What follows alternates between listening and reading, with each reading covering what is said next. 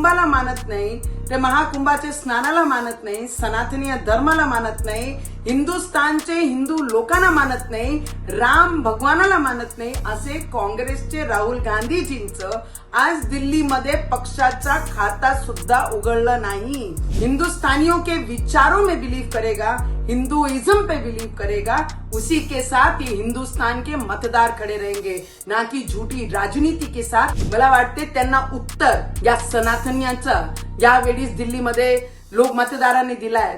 नमस्कार, आमचे देशाचे प्रधानमंत्री नरेंद्र मोदीजींचं अभिनंदन आणि आमचे देशाचे गृहमंत्री अमित शहाजींचं अभिनंदन। आणि सगळ्यात महत्वाचे जे दिल्लीचे मतदार आहे त्यांच्या मनापासून खूप खूप अभिनंदन करण्याजोगतं आहे, कारण जे काँग्रेस पार्टीचे जे लीडर म्हणून आपल्याला सांगतात आहे, जे कुंभमध्ये महाकुंभाला मानत नाही, ते महाकुंभाचे स्नानाला मानत नाही, सनातनीय धर्माला मानत नाही, हिंदुस्थानचे हिंदू लोकांना मानत नाही, राम भगवानाला मानत नाही, असे काँग्रेसचे राहुल गांधीजींचं आज दिल्लीमध्ये पक्षाचा खाता सुद्धा उघडलं नाही। आणि जे खोट्याची राजनीती करतात असे केजरीवाल, ज्यांचा आज आपल्या स्वतःला निवडून आणू शकला नाही आणि पक्षाची या पद्धतीने परिस्थिती झालेली आहे।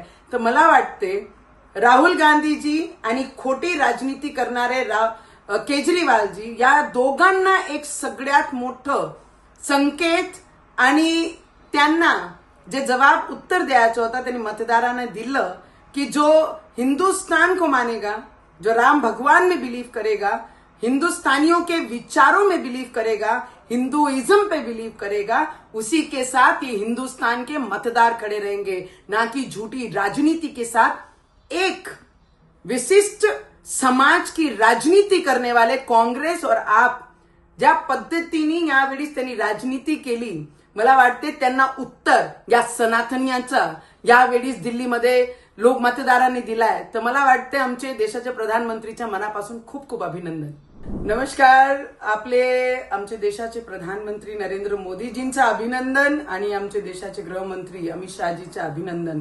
आणि सगळ्यात महत्वाचे जे दिल्लीचे मतदार आहे त्यांच्या मनापासून खूप खूप अभिनंदन करण्याजोगतं आहे, कारण जे काँग्रेस पार्टीचे जे लीडर म्हणून आपल्याला सांगतात आहे, जे कुंभमध्ये महाकुंभाला मानत नाही, ते महाकुंभाचे स्नानाला मानत नाही, सनातनीय धर्माला मानत नाही, हिंदुस्थानचे हिंदू लोकांना मानत नाही, राम भगवानाला मानत नाही, असे काँग्रेसचे राहुल गांधीजींचं आज दिल्लीमध्ये पक्षाचा खाता सुद्धा उघडलं नाही। आणि जे खोट्याची राजनीती करतात असे केजरीवाल, ज्यांचा आज आपल्या स्वतःला निवडून आणू शकला नाही आणि पक्षाची या पद्धतीने परिस्थिती झालेली आहे।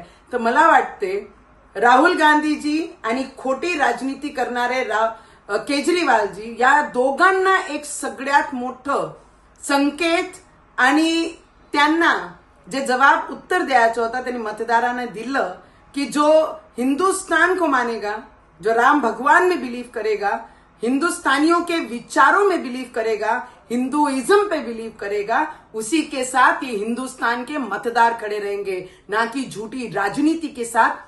एक विशिष्ट समाज की राजनीति करने वाले काँग्रेस और आप ज्या पद्धतीने यावेळी त्यांनी राजनीति केली, मला वाटते त्यांना उत्तर या सनातनियांचं यावेळीच दिल्लीमध्ये लोक मतदारांनी दिलाय। तर मला वाटते आमचे देशाच्या प्रधानमंत्रीच्या मनापासून खूप खूप अभिनंदन।